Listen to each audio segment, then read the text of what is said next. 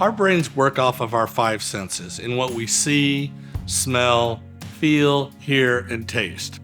Five senses can actually help us stay calm and even reduce feelings of anxiety or stress. One of the ways to do this is make a list, whether you write it down, type it, put it in your phone, or just remember it.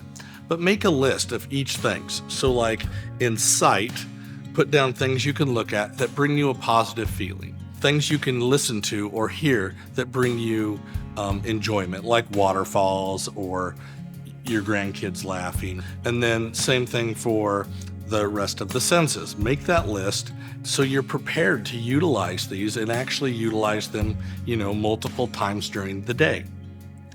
Where it gets a little tricky is you need to understand that taste and aromatherapy are actually, there are things that you can do for those. Like for instance, bananas.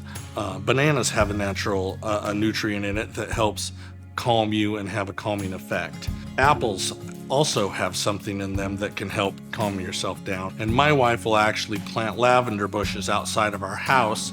And so when I get off work, a lot of times I run my fingers through the purple lavender part, and then I go full on superstar and give it a big old sniff. I think the biggest part is not only doing one coping skill or one of your senses at a time. Do more than one sense at a time, and do this 1 or 2, 3 times a day, kind of stay in your Zen moment, I suppose you could say. So for example, putting them all together, you can take a bath, throw in some lavender bath salts, light some candles, play some music. That's an example of using them all at the same time and hitting all those senses.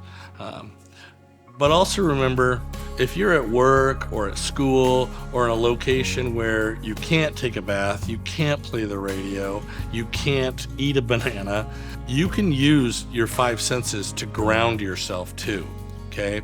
Like look around wherever you're at. Identify 5 things that you can see. Identify 5 things that you can hear and listen to each sound. A handful of things that you can smell, and taste. But the moral of all of this is make those lists.